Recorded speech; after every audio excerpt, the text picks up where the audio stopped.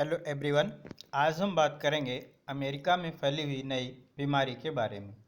और ये बीमारी अमेरिका और कनाडा दोनों जगह पर अपने पैर पसार रही है। कोरोना के इस काल में इस नई बीमारी के आने से डॉक्टर और वैज्ञानिक ज़्यादा ही परेशान नज़र आ रहे हैं। तो जानते हैं इस नई बीमारी के बारे में। क्या है ये नई बीमारी और ये कितना खतरनाक हो सकती है। ये नई बीमारी अमेरिका के 34 राज्यों तक फैल चुकी है। 400 से ज़्यादा लोग इससे संक्रमित होकर बीमार पड़ चुके हैं और अमेरिका की सबसे बड़ी स्वास्थ्य agency centres for disease control and prevention CDC ने इसे लेकर अलर्ट जारी किया है। नई बीमारी लाल और पीले प्याज से फैल रही है। इस कारण से सीडीसी ने लोगों को प्याज खाने को लेकर सतर्क रहने की चेतावनी दी है। इस नई बीमारी का आगमन सिर्फ अमेरिका ही नहीं, कनाडा में भी हो चुका है। वहां इसकी वजह से 50 से ज़्यादा लोग अस्पताल में भर्ती हो चुके हैं। अब जानते हैं बीमारी का कारण क्या है। ये नई बीमारी सैल्मोनेला बैक्टीरिया के संक्रमण से फैल रही है। सीडीसी के मुताबिक 19 जून से 11 जुलाई के बीच इसके शुरुआती मामले रिपोर्ट हुए थे। सैल्मोनेला बैक्टीरिया के एक समूह का नाम होता है। अमेरिका में यह खाद्य जनित बीमारी एक आम कारण है। यह बैक्टीरिया कच्चे मांस, बीफ, अंडे और कभी-कभी बिना धोए गए फलों और सब्जियों पर भी पाया जाता है। इस बीमारी का अभी तक कोरोना वायरस से कोई भी संबंध स्थापित नहीं हो पाया है। अब जानते हैं सैल्मोनेला बैक्टीरिया की खोज सबसे पहले कब हुई थी।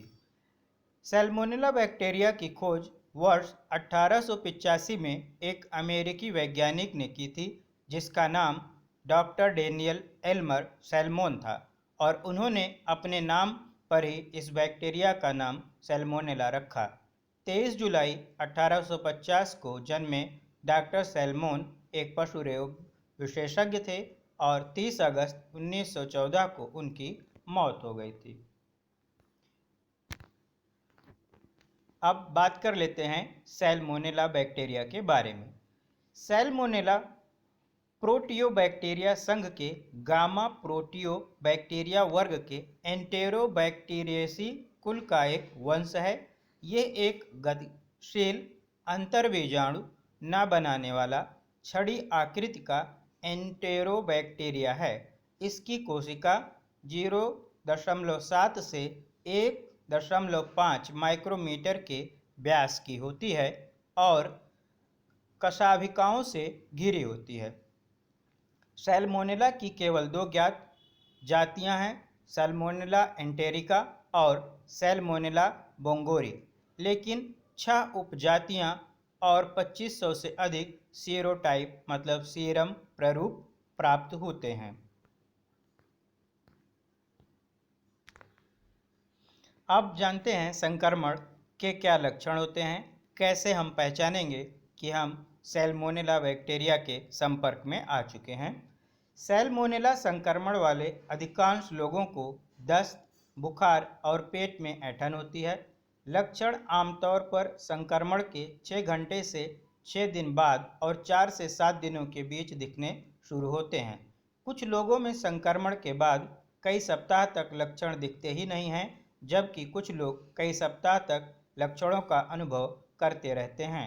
सैल्मोनेला संक्रमण के तनाव कभी कभी मूत्र, रक्त, हड्डियों, जोड़ों या तंत्रिका तंत्र मतलब रीढ़ की हड्डी और मस्तिष्क में संक्रमण का कारण भी बन सकते हैं और गंभीर बीमारी पैदा कर सकते हैं। अब जानते हैं कि संक्रमण फैलता कैसे है। सैल्मोनेला बैक्टीरिया मनुष्यों और जानवरों की आंतों में रहते हैं।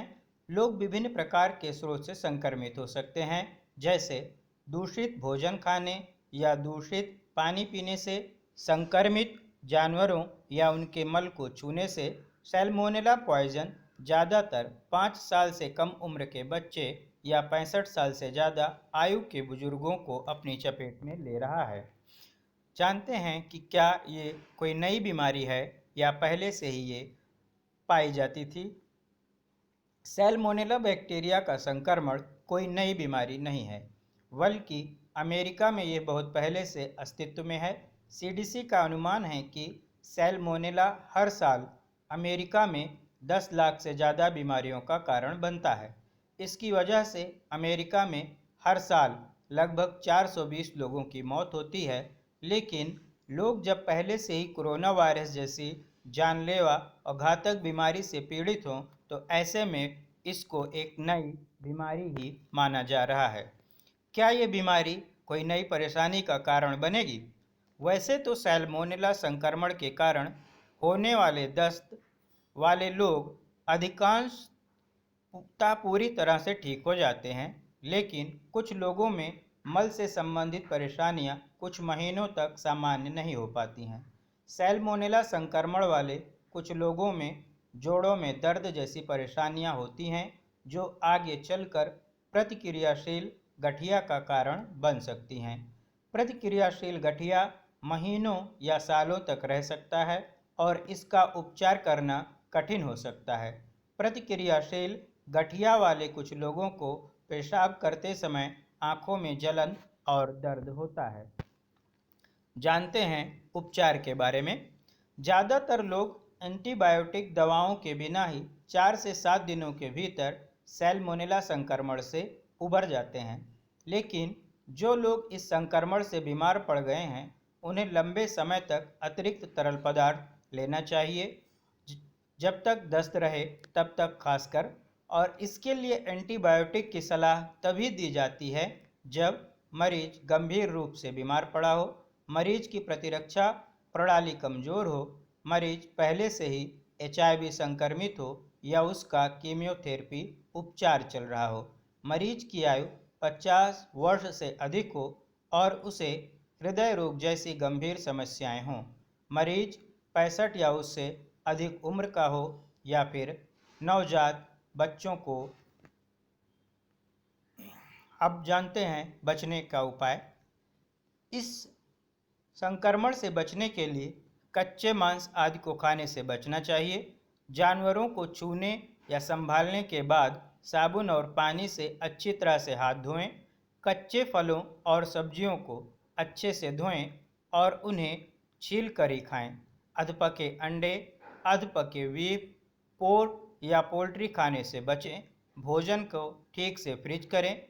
कच्चे भोजन के साथ पका हुआ भोजन ना मिलाएं या उन्हें तैयार करने के लिए उसी बर्तन का उपयोग ना करें। तो आज के लिए इतना ही। फिर कभी मिलेंगे आपसे किसी नए टॉपिक के साथ। धन्यवाद।